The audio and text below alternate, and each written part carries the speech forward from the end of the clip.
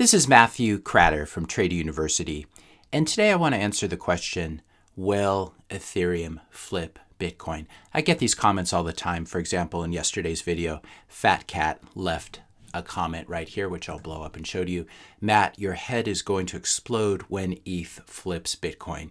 You gotta be more objective. Like you used to be in early 2020, you have become the Peter Schiff of Bitcoin.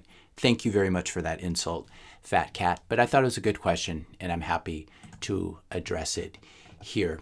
I'll start by saying that market cap is a very misleading category. Maybe looking at volume might make more sense, but if you look at market cap, you can be misled. So for example, I could print up my own coin. I'm a Bitcoin maximalist, so you don't have to worry about this ever happening, but I could print up 2 trillion Trader University coins. Let's call them TU coins.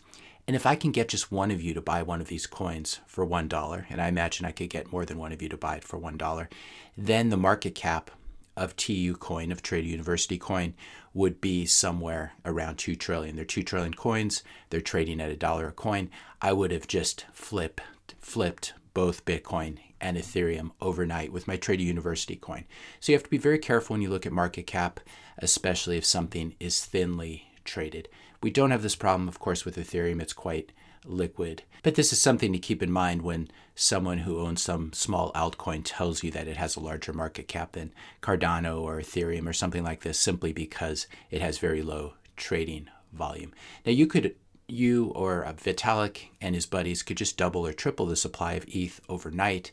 Price would go down some because you increase supply, but you'd probably still end up with a market cap greater than Bitcoin. But who would care? You would have flipped Bitcoin, but you would have just made ETH a lot less scarce. This leads us to the question, of course, is ETH even scarce today? We do have EIP 1559 that's been in effect for a few months. They've been burning their Ethereum miner transaction fees and thus decreasing the current supply of ETH.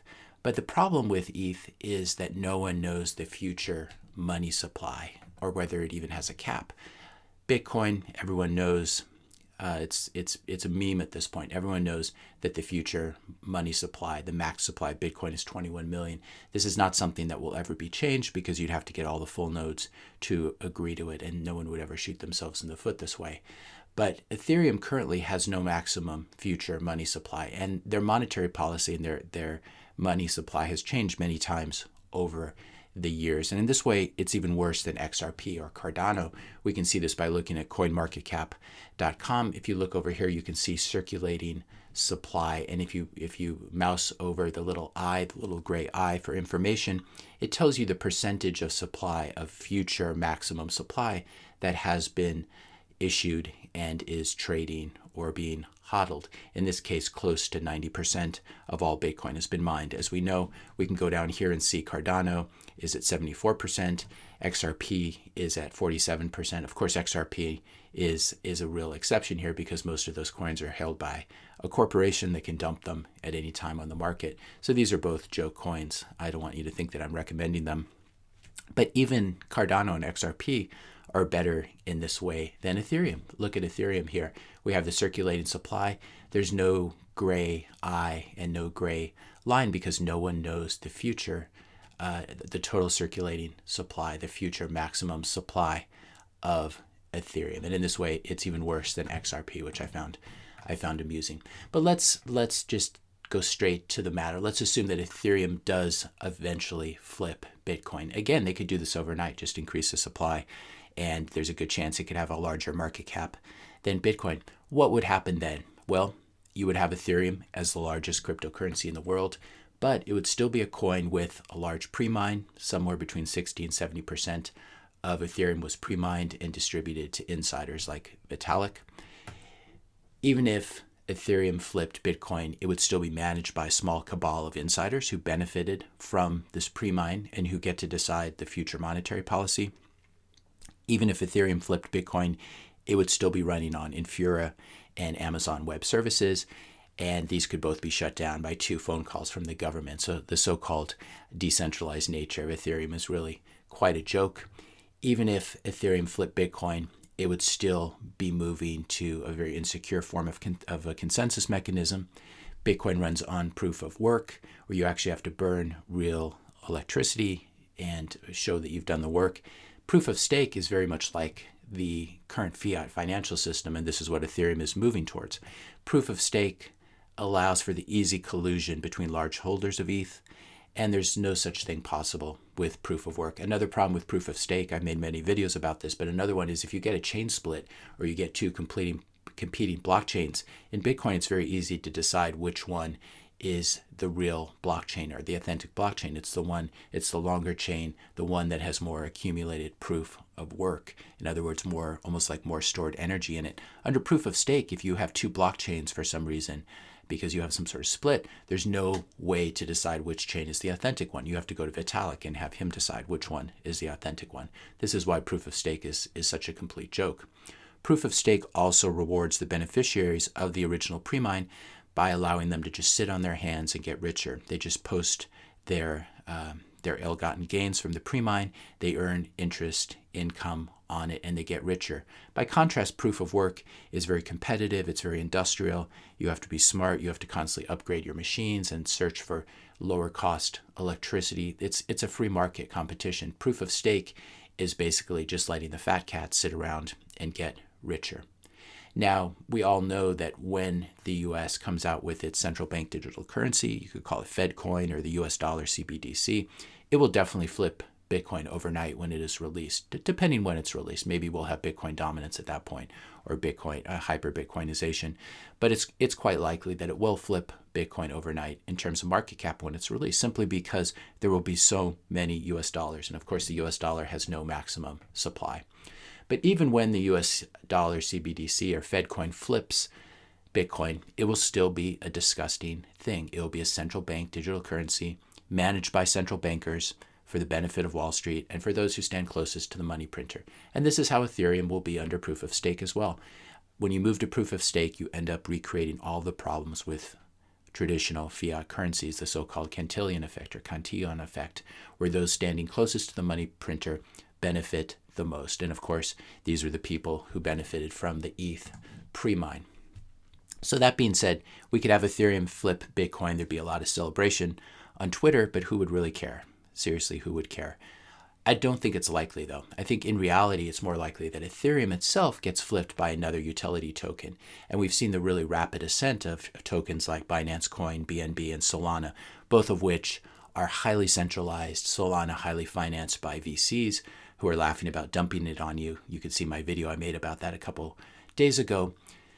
The way it works with cryptocurrencies that have open source software, which they basically do, this is one of the things they have, is that you can just copy the software, you can fork it, and you can copy it and then make your own version of it. Just like Tron, I believe, is a fork or a copy of Ethereum. You can fork any utility coin like Ethereum, make it run much faster by making it more centralized. And this is what Binance did. Their coin is highly, highly centralized, but it's very fast and has low fees because it's being basically run through a central database or the equivalent.